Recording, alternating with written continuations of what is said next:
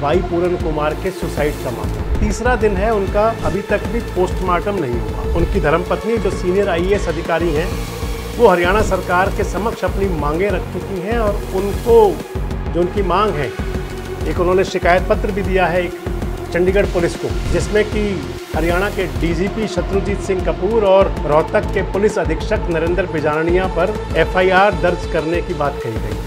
हालांकि उनकी धर्मपत्नी ने कहा है कि ये सुसाइड नहीं, ये मर्डर है, यहाँ तक भी बोला गया है। जो एफआईआर दर्ज हुई थी इसके अंदर वो एफआईआर थी करप्शन एक्ट में और उसके साथ साथ धमकी दे करके पैसा मांगने की जो धाराएं हुआ करती। बात चल रही है शत्रुजीत कपूर को, मैंने जो आपको बताया कि फोर्सफुली उनको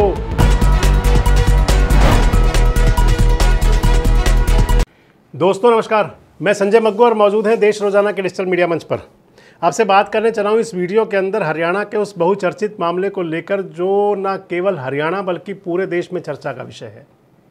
मामला है हरियाणा के सीनियर आईपीएस अधिकारी, रोहतक के सुनारिया पीटीसी के अंदर जो आईजी के पद पर कार्यरत थे, एडीजीपी रैंक के अधिकारी 2001 बैच के आईपीएस वाई पूरन कुमार के सुसाइड का मामला। इस मामले को लेकर के आज तीसरा दिन है उनका, अभी तक भी पोस्टमार्टम नहीं हुआ।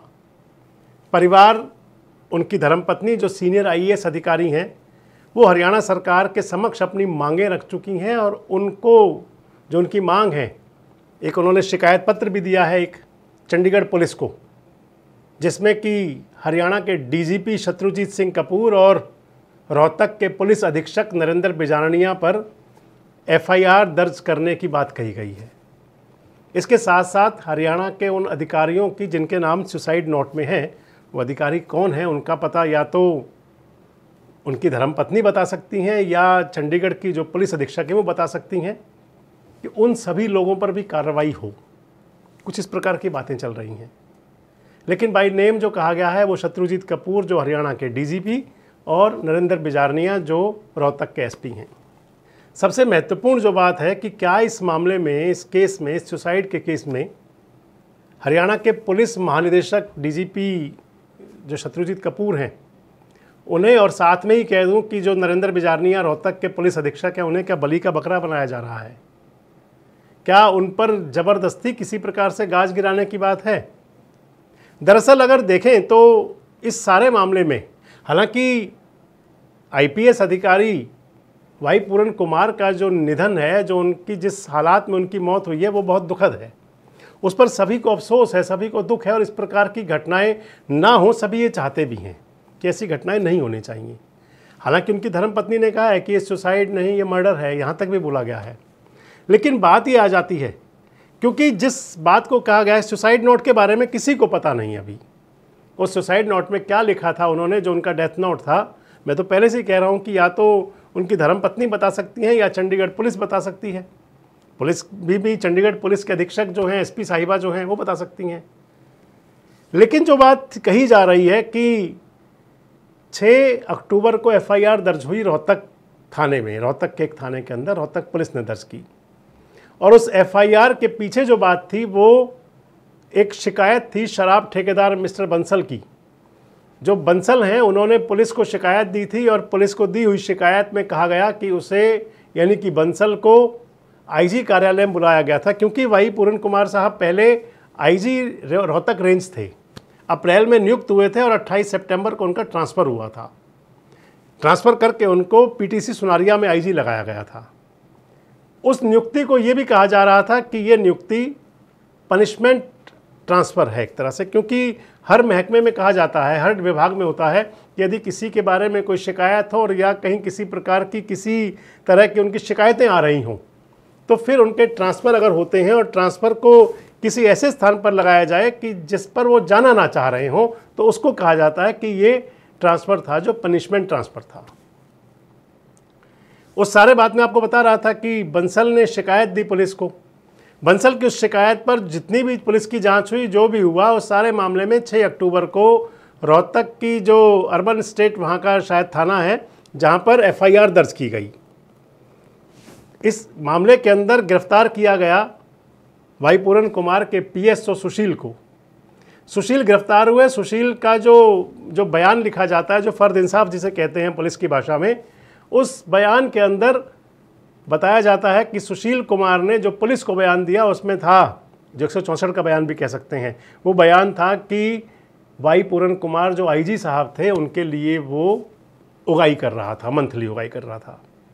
जो पुलिस ने एफआईआर दर्ज की थी, जो एफआईआर दर्ज हुई थी इसके अंदर, वो एफआईआर थी करप्शन एक्ट में और उसके साथ साथ धमकी दे करके पैसा मांगने की जो धाराएं हुआ करती हैं।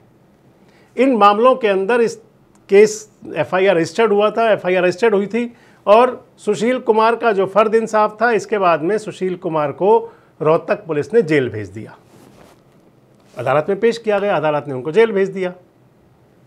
अब कहा जा रहा है कि जो दिवंगत वाई पूरन कुमार की धर्मपत्नी ने जो मुख्यमंत्री को भी कहा कि उनका जो डेथ नोट है उसको आधार माना जाए, और उसमें जो कहा गया है, और इसके साथ साथ ही एक जो पत्र है, जिस पत्र का मूल भी ये बात आती है कि उनको प्रताड़ित किया गया इस एफआईआर के मामले में।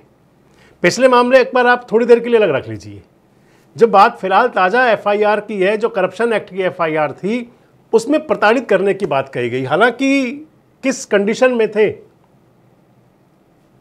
दिवंगत आईपीएस अधिकारी की, उनकी उस समय मानसिक स्थिति क्या थी जिस समय उन्होंने खुदकुशी की, लेकिन ये जरूर है कि अगर कहीं प्रताड़ना की बात थी तो क्योंकि अभी उनको पुलिस की तरफ से कोई नोटिस भी नहीं किया गया था, और अगर उनका नाम कहीं आया था फर्द इंसाफ के अंदर, तो ये पुलिस की नियमित कार्रवाई का हिस्सा हुआ करता है कि अगर कोई अपराधी पकड़ा गया, उसने कोई बयान दिया, उसके बयान के आधार पर आगे की जांच भी होती है। ये तो है नहीं कि किसी को, क्योंकि वो तो खुद एक पुलिस अधिकारी थे, और अगर कहीं क्योंकि वो एक इस प्रकार के अधिकारी थे जो सिस्टम में रह करके खुद भी सिस्टम का पार्ट थे, लड़ाई भी लंबी थी, लेकिन जिस हालात में उनकी मौत हुई, जिस हालात में उन्होंने खुदकुशी की, फैक्ट्स तो ये है कि वो बड़ा जांच का विषय है कि उसकी संपूर्ण बड़ी जांच हो, गहन जांच हो कि आखिर कारण क्या थे।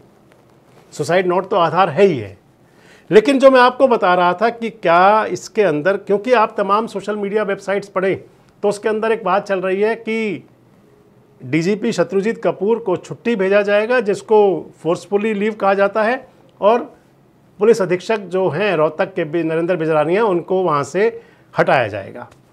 इसमें कोई बड़ी बात नहीं होनी चाहिए, क्योंकि ये सब एक नौकरी का पार्ट है और जो नौकरी में होते हैं उनको सब पता भी है।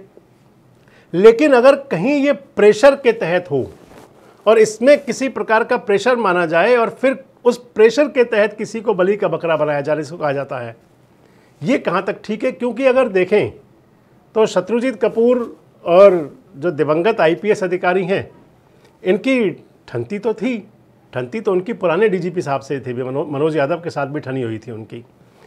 डीजीपी जो आजकल के हैं शत्रुजीत कपूर, इनके साथ भी ठनी हुई थी, इनके बारे में भी वो शिकायत विकायत ये सब कुछ वो सब चलता रहता था। और भी कई अधिकारियों के साथ में 36 का आंकड़ा रहा। मैंने कल एक वीडियो शेयर आपसे किया था, आप इसको ज़रूर देखें कि सेवा काल के दौरान भी विवाद थे और उनकी निधन के बाद भी कई विवाद हैं। तो इस मामले के अंदर अब बात चल रही है शत्रुजीत कपूर को, मैंने जो आपको बताया कि फोर्सफुली उनको छुट्टी लीव भेजने का और नरेंद्र बिजरानिया के ट्रांसफ़र का। अगर इन दोनों अधिकारियों की बात करें, शत्रुजीत कपूर की बात करें, और पहले शत्रुजीत कपूर जी की ही बात कर लें। शत्रुजीत कपूर डीजीपी हैं, अभी उनको हाल ही में लगभग 5-6 महीने पहले एक बार फिर से सेवा विस्तार दिया गया था, 3 महीने पहले की बात होगी लगभग। शत्रुजीत कपूर अलग अलग 3 महकमों में रहे हैं। इससे पहले वो पुलिस डिपार्टमेंट में तो है ही, आईपीएस अधिकारी होते हुए भी उनको मनोहर लाल सरकार में, जब मनोहर लाल सरकार पार्ट 1 थी, मुख्यमंत्री मनोहर लाल पहली बार बने थे, तो उन्होंने बिजली निगमों के अंदर चेयरमैन लगाया था शत्रुजीत कपूर को। और वो बिजली निगम जो हरियाणा के अंदर बड़े घाटे में थे, आप इसे उनकी कार्यशैली मान सकते हैं, उनकी ईमानदारी और पारदर्शिता वाली नौकरी का पार्ट मान सकते हैं कि वो बिजली डिपार्टमेंट मुनाफे में आया। इसके बाद में शत्रुजीत कपूर लगाए गए थे एंटी करप्शन विभाग के अंदर, भ्रष्टाचार निरोधक शाखा है जो, उस ब्रांच के अंदर रहते हुए, एंटी करप्शन ब्रांच में रहते हुए शत्रुजीत कपूर जब उसके एडीजीपी और उसके मुखिया रहे, तो आप मान सकते हैं कि भ्रष्टाचार पर जिस प्रकार से हरियाणा में रोक लगी, और मैं बड़ा कारण मानता हूं इसको भी कि जो आज शत्रुजीत कपूर के लिए या जो बात चल रही है, या जो आईपीएस सुसाइड के बाद में जिस प्रकार से ब्यूरोक्रेसी के अंदर दो अलग अलग धड़े खड़े हुए दिखाई पड़ रहे हैं, ये उसी का कहीं परिणाम है। क्योंकि कई आईएएस अधिकारी हों या कई एचसीएस अधिकारी हों, वो भी, उनके भी जांच का जो फंदा था उन तक पहुंचा था। कुछ लोग गिरफ्तार भी हुए थे, आईएएस भी, एचसीएस भी कुछ गिरफ्तार भी हुए थे, कुछ के पर जांच शुरू हुई थी और कुछ के साथ में बड़ी बड़ी डिपार्टमेंटल और जो ऑफिशियल कार्रवाई भी हुई थी। शत्रुजीत कपूर उसके बाद में जब हरियाणा पुलिस के महानिदेशक बने तो आप मान सकते हैं कि क्राइम कंट्रोल के अंदर हरियाणा का जो स्थान है, अमित शाह पिछले दिनों बड़ी तारीफ कर रहे थे हरियाणा की। अमित शाह पिछले दिनों आए थे अभी, तो हरियाणा की पुलिस की बड़ी जम करके भूरी भूरी प्रशंसा कर रहे थे कि हरियाणा पुलिस का जो रेशियो बना है, हरियाणा पुलिस का जो स्तर है सज़ा दिलवाने का, तो वो पूरे देश के अंदर एक मिसाल है। अगर हरियाणा पुलिस की बात करें तो पुलिस को चुस्त दुरुस्त, चाहे वो 112 की सर्विसेज हों या अन्य मैटर हों, इन सबको देखते हुए हरियाणा पुलिस ने एक आशातीत सफलता ली। इसके साथ साथ जो पुलिस के अधिकारी हैं उनके अंदर किस प्रकार से सामंजस्य रखा जाए, क्योंकि एक पलवल के एक सब इंस्पेक्टर हैं, मुझे बता रहे थे, बीसी समाज से आते हैं, और वो बता रहे थे कि कब अगर कहीं लगता है जूनियर कर्मचारियों को, चाहे वो डीएसपी हो, एसपी हो, और चाहे वो हवलदार के रैंक में क्यों ना हो, तो वो मुझे बता रहे थे शत्रुजीत कपूर की कार्यशैली का पार्ट कि किस प्रकार से वो साथ खड़े दिखाई देते हैं, यानी कि मोरल अप रहे पुलिस का। ये काम भी हुए, लेकिन इसके बावजूद अगर बिना किसी जांच के और एक प्रकार से अगर कहें तो प्रेशर के तहत अगर किसी को बदला जाता है तो फिर इसको बलि का बकरा बनाया जाना ही कहा जा सकता है। और अगर मैं आपसे नरेंद्र बिजारनिया की बात करूं, नरेंद्र बिजारनिया पलवल के अंदर पुलिस अधीक्षक रहे हैं, मेरा जिला पलवल ही है। उसके बाद में अलग अलग ज़िलों में रहे, एसपी नूहू में रहे, एसपी भिवानी रहे, एसपी जींद रहे, एसपी रोहतक रहे, आजकल रोहतक थे। नूहू के अंदर उनको दोबारा लगाया गया, और दोबारा लगाने के पीछे एक बड़ा कारण था। दोबारा लगाने के पीछे जो कारण था नूहू के अंदर नरेंद्र बिजारनिया को, आप ध्यान करें तो मनोहर पार्ट 2 की सरकार थी, नूहू के अंदर दंगे हो गए थे, और दंगों को कंट्रोल करने के लिए नरेंद्र बिजारनिया को रात के समय ही भिवानी से भेजा गया था। और अगले 24 घंटे के अंदर नूहू में किसी प्रकार का भी कोई दंगा नहीं हुआ था, और आज तक वहाँ पूरी तरह से अमन चैन शांति का माहौल रहा, यानी कि कार्यशैली कह सकते हैं। जिन अधिकारियों की कार्यशैली पर किसी प्रकार का कोई दाग या कोई धब्बा और या फिर कोई उनकी नौकरी का जो कार्यकाल हो निष्कलंक रहा हो, तो फिर अगर उन पर किसी प्रकार का कोई बिना जांच के एक्शन हो तो उसको फिर गाज गिरना कहते हैं। क्या आपको भी लगता है कि बलि का बकरा बनाए जा रहे हैं और या कुछ और है? अगले वीडियो में मैं आपसे बात करूंगा कि आईपीएस अधिकारी के सुसाइड केस में एक जाति वाला जो एंगल है वो कितना उचित है और कितना अनुचित है। आप ये जरूर बताएं कि अगर किसी को बिना जांच के अगर किसी अधिकारी पर गाज गिरती है और वो भी किसी प्रेशर में, तो ये इसको आप क्या नाम देंगे, इसका क्या आने वाले समय का इम्पैक्ट हो सकता है? कमेंट बॉक्स में अपनी बात जरूर कहें। जुड़े हमारे साथ, देखते रहें देश रोजाना। हमारे साथ जुड़े रहने के लिए सब्सक्राइब करें देश रोजाना के YouTube चैनल को, और नई वीडियो की नोटिफिकेशन पाने के लिए बेल आइकन जरूर दबाएं। अगर आप ये वीडियो Facebook या Instagram पर देख रहे हैं तो पेज को लाइक और फॉलो जरूर करें और ज्यादा से ज्यादा शेयर करें।